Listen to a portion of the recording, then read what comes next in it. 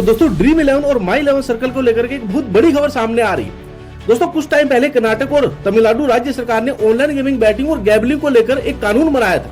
अब इस कानून को हाई कोर्ट में चैलेंज किया गया था और हाई कोर्ट द्वारा उस कानून को स्ट्रक डाउन कर दिया गया था। लेकिन सुप्रीम कोर्ट ने कुछ हफ्ते पहले ही अपने फैसले में कहा कि राज्य सरकार द्वारा इस तरह का अगर कानून बनाया जाता है बैटिंग और गैम्बलिंग पे, तो ये कहीं से भी असंवैधानिक नहीं है। मतलब कॉन्स्टिट्यूशनल वैलिडिटी को सुप्रीम कोर्ट ने कंफर्म कर दिया था। तो इस वीडियो में बात करेंगे कि राज्य सरकार द्वारा बनाए गए कानूनों को सुप्रीम कोर्ट ने वैलिड करार दिया गया। एक तरह से बैटिंग और गैम्बलिंग एक्टिविटीज को क्रिमिनलाइज कर दिया गया। अब पेनल्टी है, इम्प्रिजमेंट है, तो सुप्रीम कोर्ट ने उसे अपील किया। और साथ में हम बात करेंगे जीएसटी 28% रेस्ट्रोस्पेक्टिव जो अप्लाई किया गया है उसे भी सुप्रीम कोर्ट ने सही ठहराया। और फर्दर इस वीडियो में बात करेंगे हम प्रोगा के promotion and regulation of online gaming act के बारे में। अगस्त में इसकी सुनवाई होने वाली है और 3 जजेस के बेंच को रेफर किया गया है। और इस वीडियो में मुद्दा ये रहेगा कि राज्य सरकार द्वारा बैटिंग और गैम्बलिंग एक्टिविटीज को कर्व करने के लिए जो कानून बनाए गए हैं वो सुप्रीम कोर्ट द्वारा अपील कर दिए गए। तो प्रोगा पे ऐसे जो फैसलों पर क्या फर्क पड़ सकता है? अब लोगों में से कई लोगों को अलग लग सकता है कि रियल मनी गेम्स को बैन किया गया। अगर स्टेट ने ऐसा कोई कानून बनाया है और सुप्रीम कोर्ट ने उसे कानून को जो अगर सही ठहराया है, तो ये फैसला सुप्रीम कोर्ट का गलत है और सुप्रीम कोर्ट इस तरह के फैसले नहीं देना चाहिए। लेकिन अपनी अपनी राय हो सकती है। अब हम बात करेंगे इस वीडियो में लीगल पॉइंट। जानकारी समझने के लिए वीडियो में अंत तक बने रहिएगा। चैनल पे नए हैं, सब्सक्राइब नहीं किया तो प्लीज सब्सक्राइब जरूर कर लीजिएगा। बड़ी मेहनत से आपके लिए वीडियो बनाते हैं, तो आपसे निवेदन है अगर चैनल पे नए हैं, इस तरह की लीगल जानकारी में आप इंटरेस्टेड रखते हैं तो चैनल को जरूर सब्सक्राइब कर लीजिएगा। देखिए पहले बात करते हैं कि Supreme Court appeal state laws prohibited betting and gambling. ये मुद्दा है कर्नाटक और तमिलनाडु का। 2021 में इन दोनों राज्यों द्वारा बैटिंग और गैम्बलिंग को लेकर कानून बनाए गए। इसके तहत बैटिंग और गैम्बलिंग को क्रिमिनलाइज कर दिया गया, मतलब उसे खेलना एक अपराध बना दिया। और साथ में बात कही गई यहाँ पे साइबर स्पेस की। कंप्यूटर एप्लीकेशन या मोबाइल यूज के थ्रू अगर ऑनलाइन बैटिंग और गैम्बलिंग जो गेम्स खेले जाते हैं तो उसी के लिए कानून बनाए गए। लेकिन हाई कोर्ट ने इस लॉ को स्ट्रक डाउन कर दिया था। मामला आया सुप्रीम कोर्ट में। अब आगे की बात जानने से पहले अगर आपने संविधान पढ़ा है, कॉन्स्टिट्यूशन ऑफ इंडिया आपने पढ़ा है या थोड़ा सा भी आप समझते हैं, तो आप इसमें देखिएगा 7th शेड्यूल। 7th शेड्यूल बात करता है उन सब्जेक्ट्स की जिन पे स्टेट्स और केंद्र सरकार कानून बना सकता है। अगर आपने वाकई कभी संविधान को नहीं देखा है और थोड़ा सा आपको इंटरेस्टेड है तो मैं आपको बता देता हूँ। 7th शेड्यूल लिस्ट में वन यूनियन लिस्ट, मतलब केंद्र सरकार किन सब्जेक्ट पे, किन विषयों पे कानून बना सकती है। नेवल मिलिट्री एयरफोर्स हो गया, army, fire marks, animation, explosive हो गया, ऑटोमेटिक एनर्जी हो गया। तो ऐसे सब्जेक्ट पे केंद्र सरकार कानून बना सकती है। बहुत लंबी लिस्ट है, मैंने तो आपको सिर्फ एग्जाम्पल के लिए 2-4 बातें बताई है। इसी तरह अगर आप लिस्ट चेक करेंगे तो इसे कहते हैं स्टेट लिस्ट। ऐसे मुद्दे, ऐसे विषय जिसपे राज्य सरकार कानून बना सकती है, जैसे कि पब्लिक ऑर्डर हो गया, पब्लिक हेल्थ सैनिटेशन हो गया। इसी में आप 34 एंट्री देखेंगे तो उसमें बताया है बैटिंग एंड गैम्बलिंग स्पेसिफिकली लिखा हुआ है। अब इसका मतलब बैटिंग और गैम्बलिंग एक ऐसा सब्जेक्ट है संविधान के हिसाब से, 7th शेड्यूल के हिसाब से, जिसपे राज्य सरकार कानून बना सकता है। तो सुप्रीम कोर्ट में कर्नाटक और तमिलनाडु सरकार का यही आर्गुमेंट था कि एज पर constitution entry 34 list second betting and gambling पे कानून बनाने का अधिकार राज्य सरकार को है। दूसरा, उन्होंने ये भी बताया है कि ऐसे कानून की जरूरत क्यों आए, क्योंकि स्टैट्स के अकॉर्डिंग इस तरह के गेम्स यूथ में एक तरह का एडिक्शन पैदा कर रहे हैं। बहुत सारा पैसा इन गेम में लगाया जा रहा है।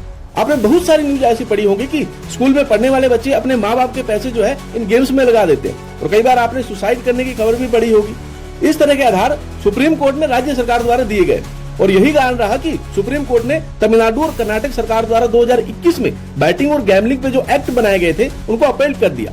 अब उन्होंने सही करार दिया। प्रोगा की बात हम वीडियो में लास्ट में करेंगे। एक और इम्पोर्टेंट टॉपिक जो आपको समझना बहुत जरूरी है।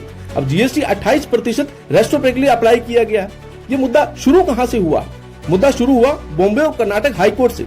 देखिए जीएसटी में अमेंडमेंट किया गया है 2023 में और उसमें रूल 31 में मैंने लास्ट वीडियो में आपको बताया था कि स्पेसिफिकली की जो ऑनलाइन गेम्स है, बैटिंग और जो गैम्बलिंग है, इनमें जितना भी पैसा लगाया जाएगा, मान लीजिए 100 रुपए या 500 रुपए जो भी लगाया जाए, उसे बोला जाएगा वैल्यू ऑफ सप्लाई और जीएसटी उस पूरे वैल्यू ऑफ सप्लाई पे लगेगा।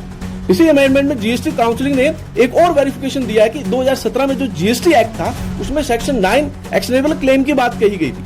वो मिसअंडरस्टूड किया गया था। एक्शनेबल क्लेम का मतलब हो गया जितना पैसा लगाया गया है वो पूरा एक्शनेबल क्लेम में जाएगा। और जो टैक्स लगे हैं गेमिंग कंपनीज का, इस मामले में आर्गुमेंट ये था कि जो पूरा फेस वैल्यू को टैक्सेबल ना किया जाए, नहीं होना चाहिए, सिर्फ कमीशन जो पार्ट है उस पर टैक्सेबल होना चाहिए। अब दूसरा उनका कहना ये भी है कि हमारा जो गेम है वो गेम ऑफ स्किल्स है, गेम ऑफ चांस नहीं है। तो बैटिंग और गैम्बलिंग इंडस्ट्री से जो इसे बाहर रखा जाए, मतलब उन पे 28% लगता है, हम पे नहीं लगना चाहिए क्योंकि हमारा गेम ऑफ स्किल्स है, गेम ऑफ चांस नहीं है। लेकिन सुप्रीम कोर्ट ने यहाँ पे क्या कहा कि जीएसटी पर्पज के लिए चाहे वो गेम ऑफ स्किल्स हो चाहे गेम ऑफ चांस हो, ये इरिलेवेंट हो जाता है जब पैसा उस पर लगाया जाता है ऐसे आउटकम के लिए जो कि अनसर्टेन है।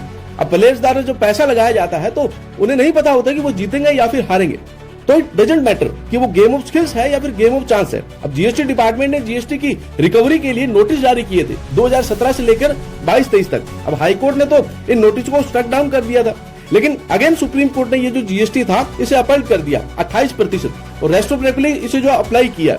तो सुप्रीम कोर्ट ने इसे क्लेरिफिकेशन माना इसको लेकर के और एक्शनेबल क्लेम को लेकर के। इसीलिए सुप्रीम कोर्ट ने जो रेस्ट्रोस्पेक्टिव जीएसटी अप्लाई किया है, डिपार्टमेंट ने नोटिस जारी किया है जीएसटी को लेकर, कितना अमाउंट बकाया उसे चुकाया जाए, उसको सही ठहराया जाए।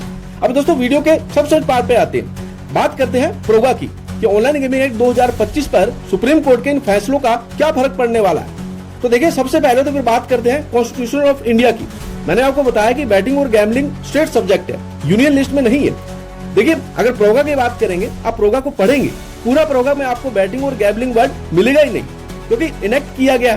तो वहां पे केंद्र सरकार ने शुरू में कारण बताया to protect individual specially youth vulnerable population from adverse social economic psychological and privacy related impact. फिर ये बात करता है नेशनल सिक्योरिटी की, फिर ये बात करता है हवाले लगे पैसों की, ये मनी लॉन्ड्रिंग की बात करता है। तो इन बातों को ग्राउंड में रखते हुए केंद्र सरकार ने प्रोगा को इनेक्ट किया। अब ध्यान से सुनिए, अगर लिस्ट 1 की बात करें तो जहां पे केंद्र सरकार को अधिकार दिया गया उन विषयों पे कानून बनाने का, तो उसमें आप एंट्री 52 देखिएगा जो बात करता है regulation of industries in public interest. अब जैसे 34 में बात कही गई बैटिंग और गैम्बलिंग की, वैसे ही एंट्री जो है 52 की बात करते हुए केंद्र सरकार ने प्रोगा बनाया।